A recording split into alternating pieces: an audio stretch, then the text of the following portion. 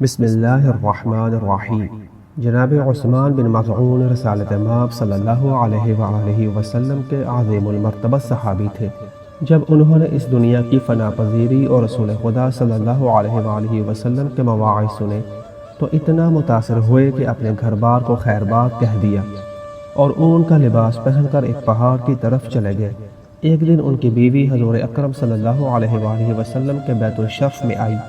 جناب رسول خدا صلی اللہ علیہ وآلہ وسلم نے اس مخدرہ کو دیکھا تو پہچان لیا اور فرمایا، کیا یہ ہمارے بھائی عثمان کی زوجہ نہیں ہے؟ رسول خدا صلی اللہ علیہ وآلہ وسلم کی زوجہ نے عرض کی، جی ہاں، یہ عثمان کی بیوی ہے، لیکن اس کا شوہر اسے چھوڑ کر پہاڑوں پر چلا گیا ہے اور وہ وہیں اللہ کی عبادت کر رہا ہے، اسی وجہ سے اس نے کافی عرصہ سے اچھا لباس نہیں پہنا ہے اور عطر استعمال نہیں کیا۔ جب رسول کریم صلی اللہ علیہ وآلہ وسلم نے یہ ماجرا سنا تو آپ صلی اللہ علیہ وآلہ وسلم سخت ناراض ہوئے اور گھر سے مسجد کی طرف اس حالت میں چلے کہ آپ کی ردا زمین پر خط کھینچ رہی تھی۔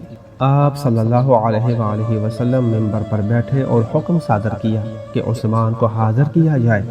حکم کے مطابق عثمان بن مظعون حاضر ہوئے۔ آپ صلی اللہ علیہ وآلہ وسلم نے ایک بلیغ خطبہ ارشاد فرمایا۔ پھر آپ صلی اللہ علیہ وآلہ وسلم نے فرمایا، کیا تم میرے لائے ہوئے دین سے کوئی بہتر دین اور میری سنت سے بہتر کسی اور کی سنت کی ضرورت محسوس کرتے ہو؟ خدا کی قسم، اگر آج میرا بھائی موسیٰ بن عمران زندہ ہوتے تو وہ بھی میری پیروی کرتے۔ دیکھو اور غور کرو کہ میں کیا کرتا ہوں۔ میں کبھی روزہ رکھتا ہوں اور کبھی افطار کرتا ہوں، نماز پڑھتا ہوں اور میری بیویاں بھی ہیں، میں کھانا کھاتا ہوں، پانی پیتا ہوں۔ پھر آپ صلی اللہ علیہ وآلہ وسلم نے عثمان بن مظعون کی طرف رخ کر کے فرمایا، اللہ تعالیٰ تمہارے کھدر کے لباس سے بے نیاز ہے، اٹھو اور جا کر یہ لباس اتارو اور اپنے خاندان میں جا کر رہو اور ان کے ساتھ گھل مل جاؤ، ان کے لیے رزق تلاش کرو۔